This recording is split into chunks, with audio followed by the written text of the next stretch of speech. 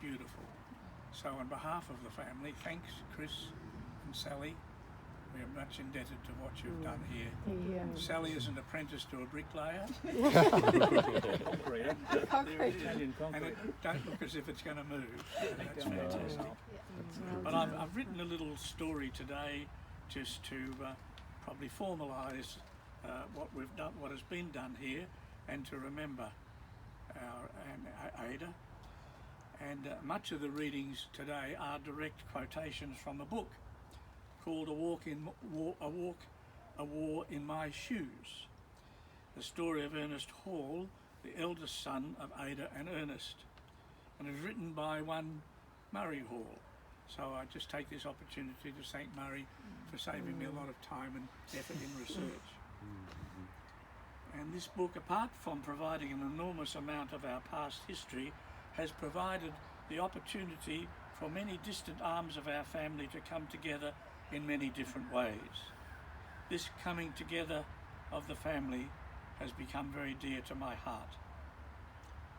Ernest Fortescue Hall, after suffering a major injury in South Australia, on returning to Victoria was able to commence work for the Melbourne Tramways Board.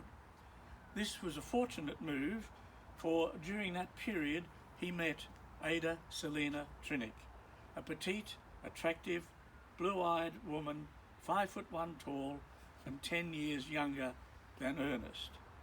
In 1891, 3 of Ernest's brothers had taken up Crown allotments in the Beech Forest area of the Otway Ranges.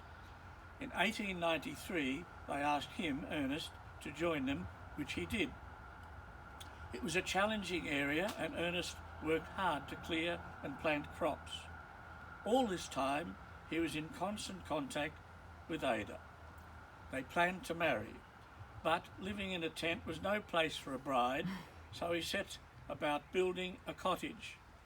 From its description, it was only a few steps up from living in a tent.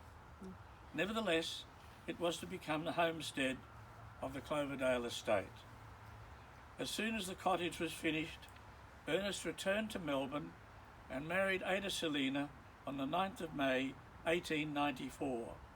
Ernest was 36, Ada was 26. Ada gave birth to her first child, Ernest, in Melbourne, August the 25th, 1895. Ada gave birth to a second son in October 1896. Frank, my father, was a welcome playmate to Ernest. Twin girls were born on the Cloverdale kitchen table. They did not survive. In 1899, Ada, Ernest and Frank journeyed to Melbourne, where she gave birth to another boy, Walter. 4 more children would be born into Cloverdale in the following years, all girls, all stillborn. It is hard to imagine the grief that Ada must have suffered to have lost 6 children. Good years followed, interspersed with some tough times. On one occasion, Ernest and Frank were out shooting to supply a couple of rabbits for dinner. Frank spotted a fox, and to get a better shot, he climbed up onto a log. The trigger caught in a branch, the gun discharged, shattering his right arm.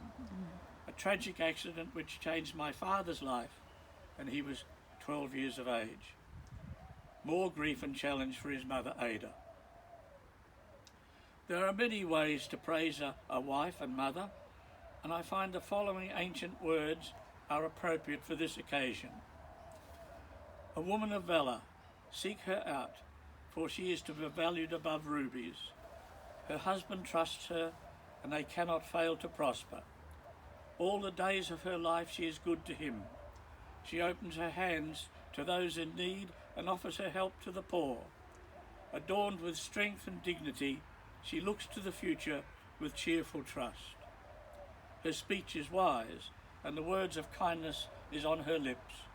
Her children call her blessed, and her husband likewise praises her.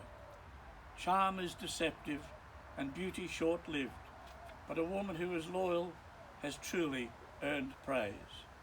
Give her honour for her work, her life is deserving of praise. There are stars up above, so far away, we see their light long, long after the star itself is gone. And so it is with people we loved. Their memories keep shining ever brightly, though their time with us is done. But the stars that light up the darkest night, these are the lights that guide us. As we live our days, these are the ways we remember. Ada Selina died in 1921, aged 53. Her death certificate states she died of lymphoma. With the misfortune that has been bestowed upon her, 6 children dying at birth, a son who shot his hand off at the age of 12, losing her firstborn in the Great War, and another son injured in the same conflict 18 months later. The family folklore supports the theory that she died of a broken heart. May our actions and inspirations honour our loved one assuredly as does this monument, which will stand as a symbol of our abiding devotion. She was the heart of the home, so will she live for a blessing among us. May she continue to rest in peace. Very good. Thank you, Noel. Beautiful.